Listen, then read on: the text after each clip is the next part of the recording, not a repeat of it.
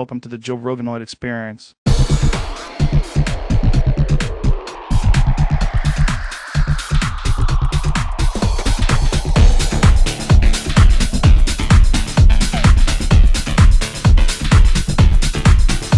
Where we explore all of reality, one galaxy brain weirdo at a time.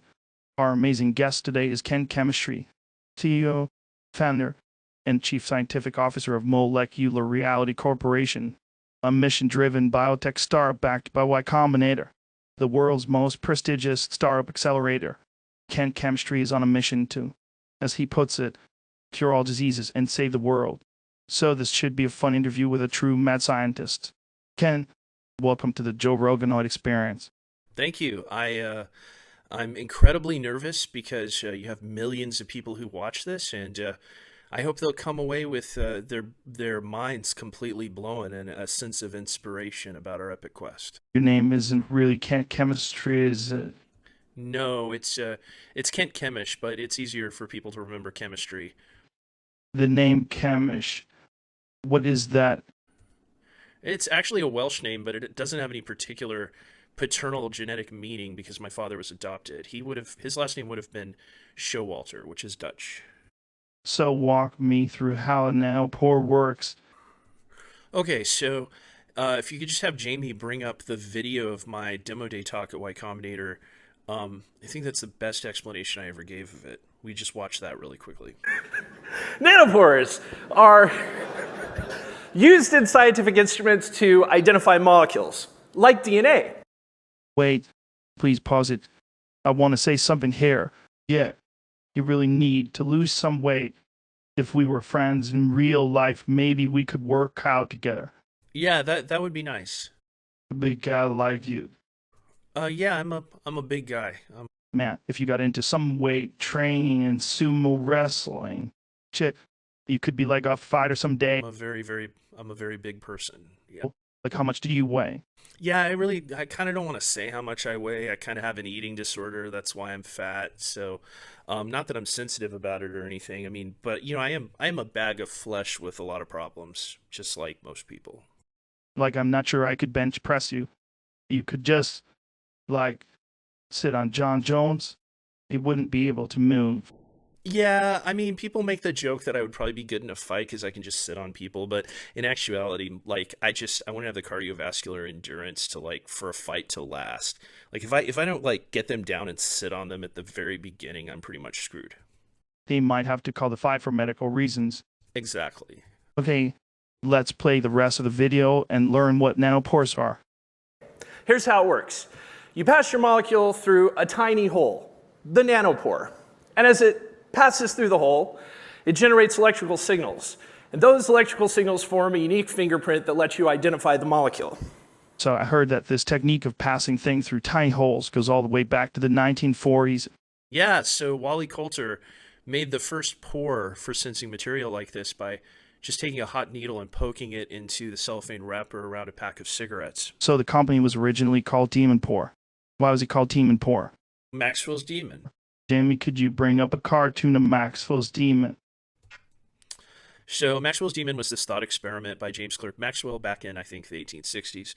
And the idea was that you could, in theory, so Maxwell was pointing out a potential gap in the second law of thermodynamics, that you could create order from disorder if you could have a little creature that would sit at this interface between two chambers of molecules and just let the faster ones move through to the other side. And we didn't really understand, and we still don't completely understand in principle why you could never actually build a Maxwell's Demon. It has to do with information theory and the energy that would actually be required to process that information.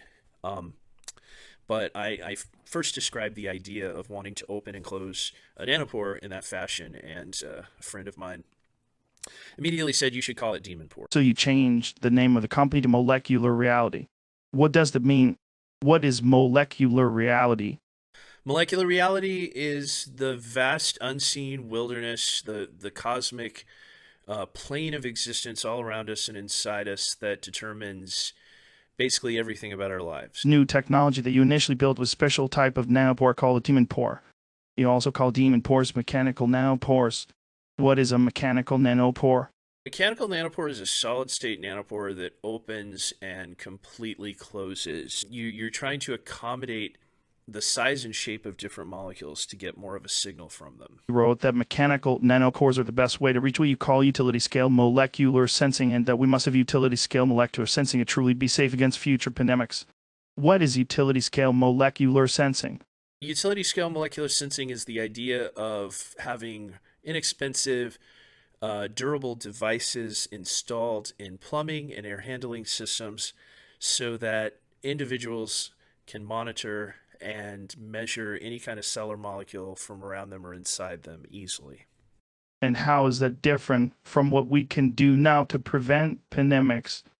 Well, we can actually politically do a lot now to prevent pandemics, but we can't really trust politics to do it. So there are great ideas like the Nucleic Acid Observatory that would actually go a long way toward preventing future pandemics. But it's hard to implement those politically. And if instead you can do that with something that people can just buy, and if you get a critical mass of those, you essentially do the same thing. Let's pull up the next video so we can actually see one of your mechanical nanopores in action. What's going on here? So blood cells are going through a pore and they're creating signals. So those are red blood cells going through a tiny square hole in silicon. Yes. You began this company focused only on developing more powerful mechanical nanopores. That around late 2020, you pivoted to developing a gamified, decentralized science approach to bringing the technology to the next level. You developed what you call a molecular gaming console that would be like the easy oven of advanced nanopore R&D. You created the motto Advanced Scientific Instruments disguised as TUS, which is like the coolest one-liner I've ever heard. Advanced Scientific Instruments disguised as TUS. How cool is that? Since you pivoted to this approach to bring what you call a tribe of player scientists along with you to solve this challenge, you recruited almost 1,000 waitlisters with almost zero advertising. How did you do that? We put up this advertisement that was supposed to mimic or have the same feeling of an ad in an old magazine from the 1980s at the dawn of the personal computer revolution. Robo Jamie, could we bring up the image that he's talking about, please? We used some of the same fonts Apple used when it was originally advertising the Apple II. That alone got hundreds of people to show up, and then we had George Church tweet about it, Ben Gertzel tweet about it. That brought us hundreds of more people. We're on an epic quest. We want a future so bright. You need triple thick Walters goggles just to look at it. It looks like you just took an old Atari 2600 apart and slapped some paint on it. That's exactly what we did. Very unfancy. Actually, we didn't have any budget at the time to make something fancier, so that's exactly what we did. And what is actually inside that thing? So it's electronics that let it talk to the internet and that set up that current across the pore that lets you measure signals of things going through the pore. Who or what is Maxine's quest? So Maxine's quest is to enable humanity to be able to see any kind of cell or molecule around them or inside them at any time. A few months ago, he released the teaser trailer for the software for the molecular gaming console, a platform for all the early molecular games that you call Maxine's Quest. You've described it as the first scientific instrument control software that is also a game. I haven't seen the trailer yet. Very eager to watch it. Robo Jamie, can you please bring up the teaser trailer for Maxine's Quest?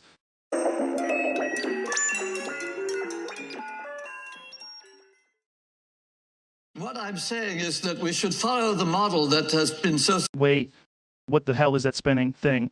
That spinning thing... Is that a game controller? Yeah, that's a custom game controller that we're going to build. Some kind of weird psychedelic game controller. Yeah, I mean, I guess you could say it's psychedelic because it kind of is supposed to look like a molecule. This really talented mechanical design engineer from Germany made that for us. Okay, Robo Jamie, please start the trailer over again.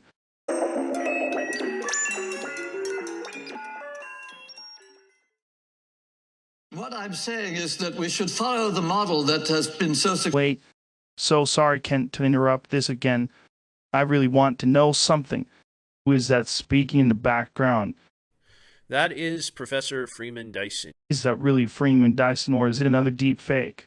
No, that's really his voice. Yeah, the Dyson Sphere guy. Yeah, the Dyson Sphere guy. Okay, Robo Jamie, let's roll the whole thing. It's only a minute and a half. I promise you, Ken, I won't interrupt this time. I am not usually this rude to my guests. Okay, Robo Janie, please hit play.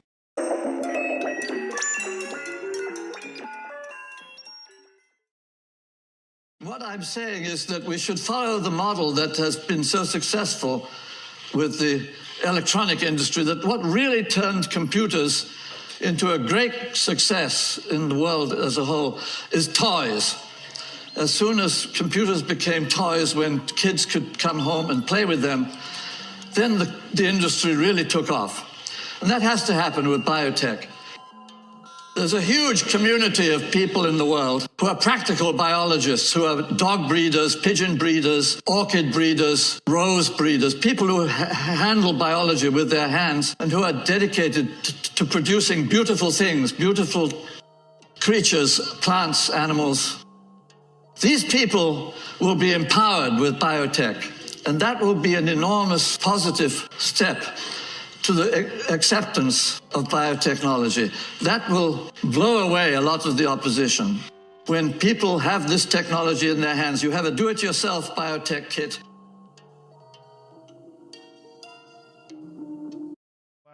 That was absolutely amazing. My mind is completely blown. I have goosebumps. I have so many questions. That was profoundly intriguing. How does the game work? People put cells and molecules from around them or inside them through these little nanopore cartridges. And when the cells and molecules go through the cartridges, they produce signals that are used to create the different elements of the game. In this case, the spikes in current that correspond to the different cells and molecules become little monsters that attack Maxine. Walk me through how a player plays this game. This game is going to be set up like a battle royale between a number of players who are getting eliminated based on how good their data is over the course of a 15 to 20 minute session. How much will this thing cost? When we originally conceived it, we wanted to make it more of a mass consumer product and sell it pretty inexpensively, so it would just be an impulse purchase. But our plans kind of evolved. We're only going to be building on the order of tens of thousands of these. That changes some of the unit economics. It's going to be on the order of $200 to $400, like for all the hardware that someone who joins our Epic Quest as a member is going to have access to. People are going to be able to play several different games as part of Maxine's Quest. These games differ in their focus on different aspects of biology, but the intent is the same: to catalog signals and develop solid-state nanopore technology. As Maxine's Quest progresses, these individual games will become more powerful and allow discoveries beyond just solid-state nanopore R and D. Let's talk about some of these sub-games for Maxine's Quest. Molecules of Mars. That's a game of astrobiology. Walk me through that one. So Molecules of Mars is our name for a game that'll focus on developing signals from analytes that are somehow related to astrobiology. So if we want to terraform other planets, if we want to look for life on other planets, we're going to want to develop the algorithms that let us pull those signals from current and relate those to what we see in different chemical backgrounds and in a different milieu chemically than you would get here on Earth. So one of the first things we're going to be putting through the pores for that game is Martian soil replicant material. So stuff that looks chemically and physically like what we expect stuff to look like on Mars. You're going to put moon dust through the thing. Yeah, so you can actually order lunar regolith from NASA, and they have, I think, tens of thousands of samples that scientists can actually order for studies like this. Doge Bio is your molecular game of veterinary science. I understand that you actually personally have a dog named Doge. Is his name really Doge?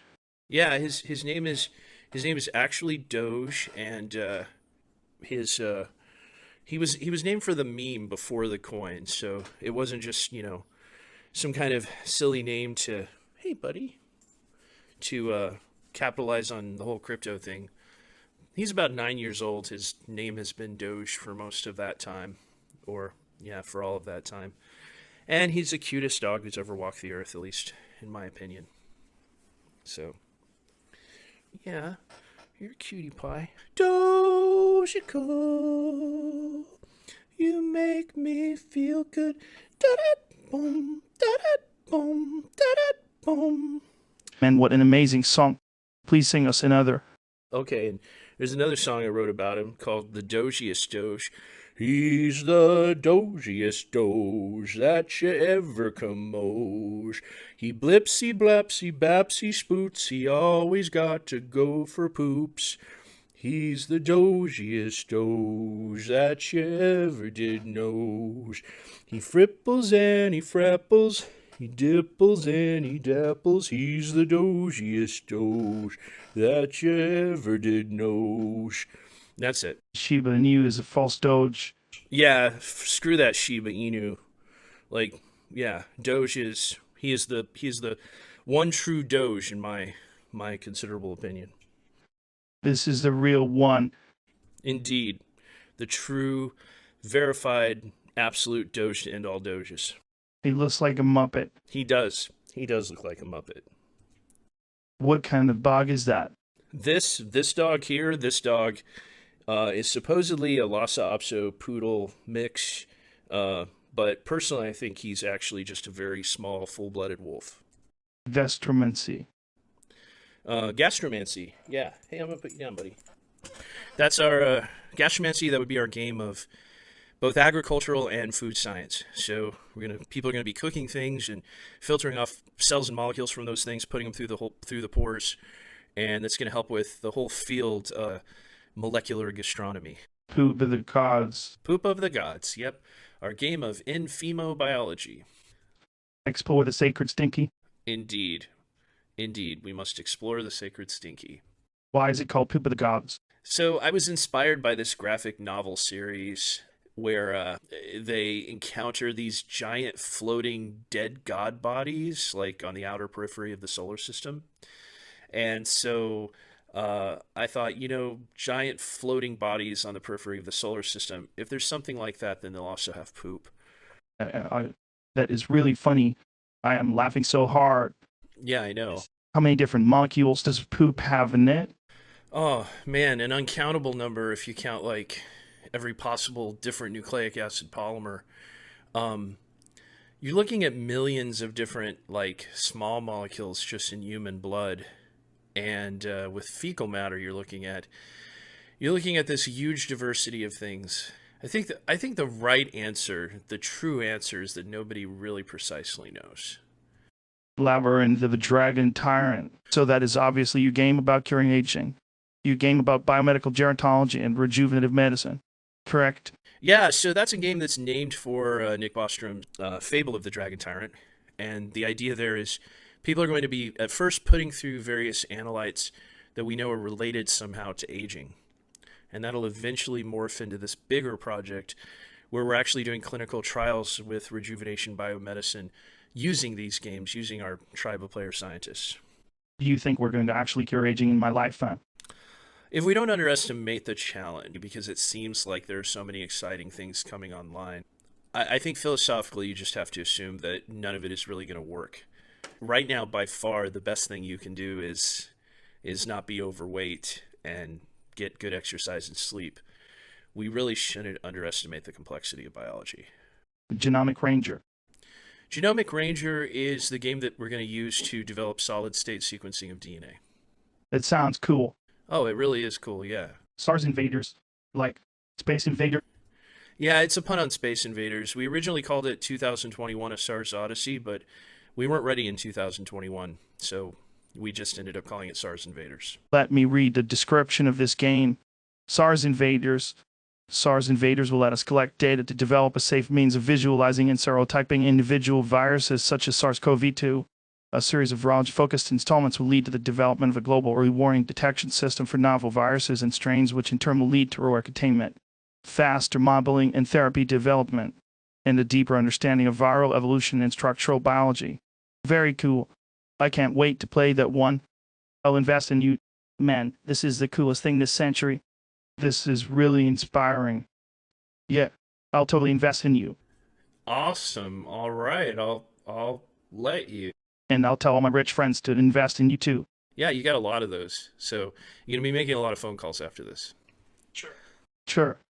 I'll just give you money. People should just be giving your startup money for moral reasons. Yeah, that's actually true. I mean, it sounds arrogant, but really, like sane people should just be throwing money into this project left and right. It's With all the negative shit going on in the world, yeah, there's quite a bit of seeing a tribe of player scientists emerge to help cure all diseases, yeah. That would be really beautiful, wouldn't it? nothing is more inspiring. I agree. Nothing is more like a ray of hope than all the insanity and darkness. Thank you. I couldn't have put it better myself. What is your bank account info so I can send a wire? I think we probably shouldn't actually discuss that live on the podcast. We'll hang out afterwards and inhale some DMT, and It's the right thing to do. indeed it is. I couldn't agree more.